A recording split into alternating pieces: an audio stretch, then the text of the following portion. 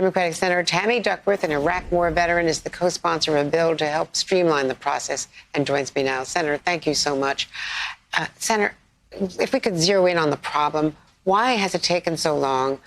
And even now we're telling people that they have to get to Kabul, getting past all kinds of Taliban checkpoints. People are getting killed while this is happening. Why can't they speed up this process?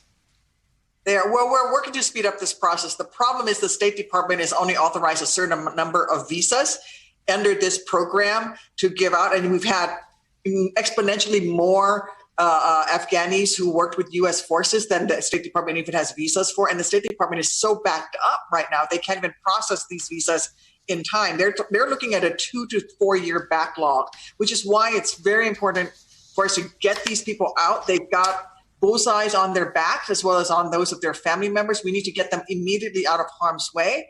That's why I support Congressman Crow's legislation. I'm carrying a similar one in the House that increases the number of visas available, but really allows the administration to take these folks out of Afghanistan immediately while we work out the paperwork issue. I know Senator Shaheen has worked on this and other members on the Armed Services Committee. So what can be done? I know that because of the pandemic, the embassy in Kabul wasn't processing visas at all for a long stretch of time. They didn't have people there doing consular work. But, you know, the problem is it's a legislative, the State Department says it is a legislative requirement for these special visas.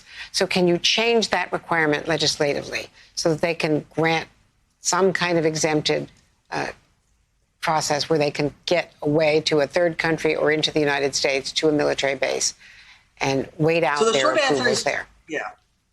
The short answer is yes, we're doing that now. And we're working on the legislative fix. But Andrea, even before that, we can physically move these people out of there into another location. And there's precedents for this. During the first Persian Gulf War, when our Kurdish allies and our interpreters were left behind when President Bush ended the war. They were hunted down by Saddam Hussein. They had to run and flee into the mountains as Saddam went after anybody that worked with Americans and tried to kill them all. And what President Clinton then did was he actually sent aircraft in that carried those folks out, all of those interpreters, brought them to Guam where they waited. And they went through all the paperwork and got all of the bureaucracy caught up, and then they were moved to the United States. We can do the same thing. They don't have to go just to American bases. We can send them to other places around the world where we have U.S. troops. We can send them to other nations. And while we wait, but physically we need to get them out of Afghanistan. We can't leave anybody behind. We can't leave Americans behind. We can't leave our hostages that are being held by the Taliban and their affiliates. I have a constituent, Mark Freericks, who's still in in Taliban hands right now. And we certainly cannot leave the interpreters behind. We need to take them too. And the airport, their only path out, may not be secure for that long. This withdrawal is going so quickly. The other piece is there are women's rights advocates, civilians who are not part of this combat operation, human rights advocates, educators who are really at risk. And some of them may want to leave their country because they are so much in danger. Can't we extend this beyond the SIV program that, for which those translators who actually worked for the U.S. Military qualify? I think that needs to be a separate program. This is very specific to the U.S. military. These are folks who fought alongside us, bled with us. These are folks who carried American troops when they were wounded out of harm's way.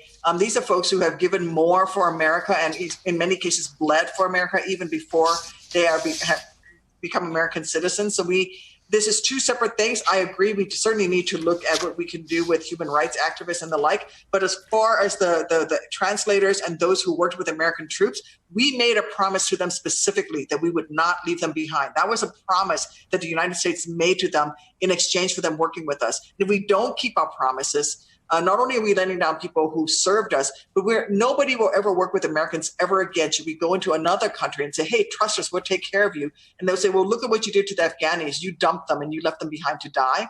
And we can't do that. Senator Tammy Duckworth, thanks to you and your colleagues who are working so hard on this.